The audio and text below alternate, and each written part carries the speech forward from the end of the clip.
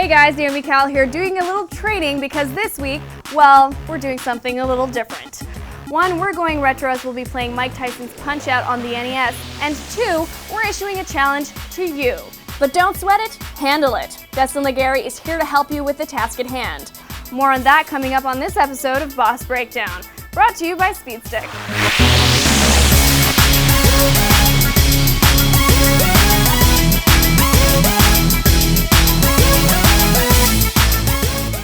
Are you ready to take down Tyson? We had a few people stop by our offices to give it a try, but not a single person was able to do so. Don't worry though, we have a few tips to help you beat him yourself. And you're gonna need this code. It'll jump you right to the boss fight. Tip 1. If you have one laying around, use a CRT television. You can still do this with a newer television, but we did a lot better with an older TV that the game was designed for. The problem is that the newer television has a bit of lag and you need to have really fast reflexes for this fight. Tip 2. Dodge when he flashes or winks. For the first 90 seconds of round 1, Tyson will flash white before throwing an uppercut. When he does, dodge his punch or you'll be knocked out with one hit. If you survive long enough, you'll reach a point where he starts throwing jabs that you can actually survive. Once here, he'll give you a wink before throwing a fist, giving you something to react to. Don't knock him out though. At the end of round 1, leave him with just a little bit of life. This will give you a chance to win in round 2 with a TKO. Tip 3. Start round 2 by blocking. The second he punches you for the first time, counter with a low hit to the gut. If you're fast enough, you should get a star, but you need to immediately start blocking or dodge his next jab. You should throw about 8 of these in total, which gives you plenty of chances to get a whole lot of stars. Once you have them, unleash a flurry of uppercuts by pressing the start button when you have an opening.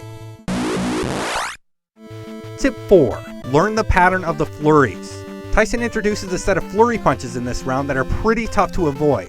We usually block the first punch and dodge the second in round 2 to get through this.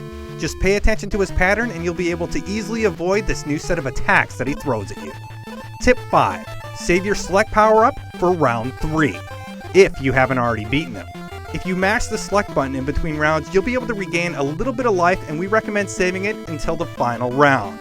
In round 3, he'll throw everything he's got at you, including a quick punch right at the beginning of the match. Be ready with that extra little bit of life. Okay, and about that challenge we mentioned earlier. We defeated Mike Tyson on the NES and we want to see you do the same thing. Submit a video response to this video on YouTube showing yourself beating Tyson on the NES or Mr. Dream if you're playing on a Wii. Just be sure to intro the video by saying you're beating him for Boss Breakdown. Kinda like this. Hey, I'm Mike, and I'm going to beat Mike Tyson for Boss Breakdown. Check it out. Do so and we'll add another win to our Boss Beatdown counter and you have a chance to be featured on our next episode. Now you should have all the tools you need to help Little Mac TKO the Dynamite Kid. Still need help? Go to ign.com/wikis for more. And don't forget to make those video responses for your chance to get featured on the next episode of Boss Breakdown. Can you beat Tyson? Prove it. Speaking of Tyson, I think you're ready, Naomi. Let's go punch out a boss.